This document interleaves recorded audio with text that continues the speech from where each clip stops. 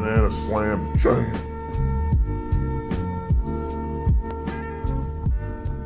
What's up, everybody? This is going to be a video with one example of talking about itemization in general and what I believe items tell me about the game. Like, what if you build a certain item, what it's telling me. I view items as one of the few things, other than maybe like order of skills that you level, that you can change in the middle of a game after the draft's already occurred. So it's your adjustment to what's currently happening in the game, your adjustment to any counter picks on the opponent team, and whatever you believe will make your hero optimal to play in that specific game. A lot of times, obviously there's mistakes where people just mess up mechanically, they take a bad fight, whatever. But a lot of times when a game is going really well, if things take a turn for the worst, it's usually because of poor itemization. Because items are the thing that help you transition from period of the game, like from one period of the game to the next. So when you're ahead, it's all about thinking, okay, I'm ahead right now. What defines our advantage? Do we have map control? Do we have more objectives? Do we kill them better? Do we team fight better? And then proceeding to think to yourself, how does the opponent come back in the game? At what point are they going to want to fight us again? Or at what point does it become harder to deal with their heroes? And what items are their heroes going to buy to come back into this game? That's, I think, a concept that often people forget about or don't even know about, don't even consider when they build their items. I want to repeat that. What items are the opponents going to build to come back into the game? Okay? So I'm using this game as a specific example, and it may seem weird, but I'm flaming Exotic Deer, ranked 200 player EU, few hundred MMR lower than me. But I played with him for a few games in a row, and I really thought his itemization, quite frankly, was terrible. I thought his plays were okay, and the other game he did end up carrying me despite me not liking his items. But I think his vision of the game was very poor in the two games I played with him. So I want to talk about the reasoning behind why it's poor.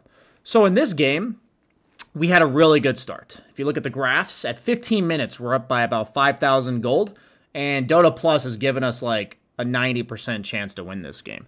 We had complete map control. Our Tiny was crushing the game, and we were just running around as 4 without our Morphling, crushing it, right? This was the 15-minute mark. And what happens is, this Morphling buys an E-Blade, first item, and just goes in and dies instantly. And you may say he's 0-3-0. I don't really care, right? I don't care how good of a start this guy has or not. We were crushing this game, and even though he had a rough lane, we were making a bunch of space for him. So if you're a carry and you're like having a rough game, but your team's making space for you, it's really important to then build the items that help you scale. Because if you build 1 or 2 bad items in a game like that, suddenly the game's just going to be really hard. It's going to be a really hard game for you because you didn't build the right items with the limited amount of gold you had. Now, you may say, BSJ, isn't E-Blade a really common item on Morphling? Why would you flame his E-Blade? So let's talk about this. We had a support Weaver. Our other 2 cores are Darkseer, Tiny. And we also had a support Clock. I would argue that support, Clock, and Weaver should barely change his items, right? Because those heroes don't specifically offer a type of damage. They don't offer, like, sustain. It's like, yeah, you have the Ags from Weaver, but it doesn't really change what his items should be. However, we have a Tiny that is 8-0-2. Ask yourself, chat, if your teammates are running over the opponent and you have a Tiny that is 8-0-2, what items are the opponents going to buy? Please think about this with me for a second. What items are the opponents going to buy? What problem are they dealing with that they must itemize to deal with? That's right, guys. Let's look at this Wyvern's items. He goes Treads Double Bracer. I know it's later on, but Treads Double Bracer. This guy goes first item BKB. This guy's got a Glimmer Cape. This guy's got strength items.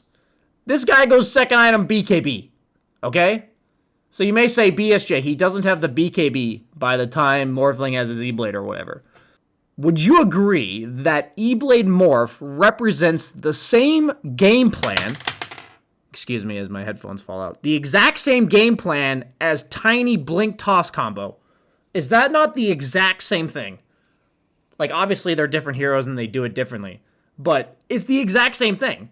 So if I have a Tiny mid with Avalanche Toss combo, and I have a Morphling going E-Blade, if the opponents build BKB and or Glimmers and tanky items and pipes and shit, they counter both of my cores with the same item.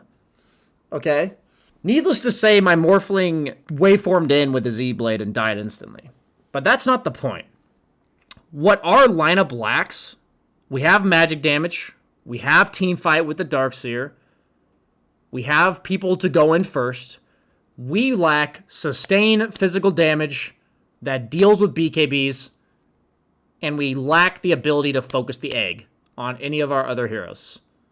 He has to go like Manta, Scotty, BKB. Like, he has to go that. They also have an Orchid on Storm. Like, let's not ignore the fact that we're talking about the enemy team worrying about our items. He fucking is against a Storm. The only way he dies is an Orchid, and he built a fucking E-Blade. So, all these things combined, if we were to transition into the game, we need the opponents to itemize against things we do well, but then continue to have to itemize against against other things we also do well, right? If we don't make them respond to multiple things, they're going to build one set of items that are good against all of our heroes, like BKB's here, and then they're going to build whatever the fuck they want that helps them be stronger. Like, it just makes them do more damage or gives them a Blink Dagger initiation.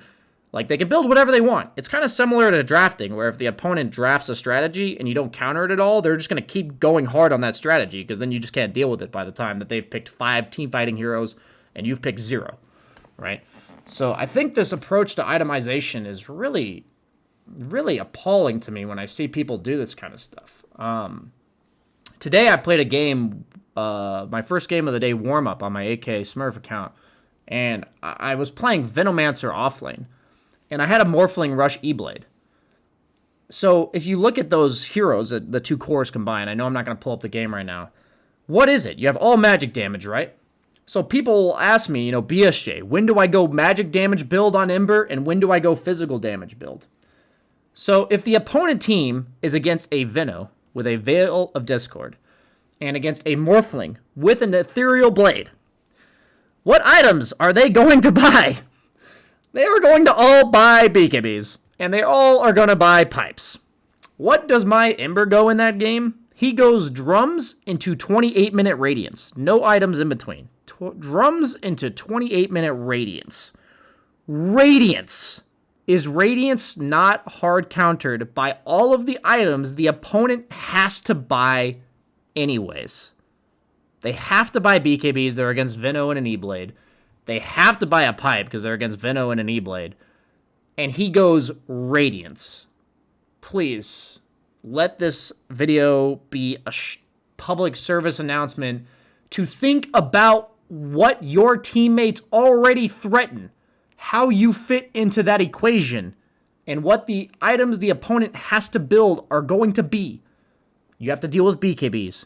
You have to deal with mobility spells and like mobility items. You have to deal with, them buying aggressive items like Orchid. What items are they going to buy? It's so easy to me, and it pisses me off. And the reason why I'm making this video is this guy's ranked 200! And the other guy was ranked 500 EU. This guy's like 8,600 MMR, and the other guy's 7,700 MMR. Something like that. So please, think about your items.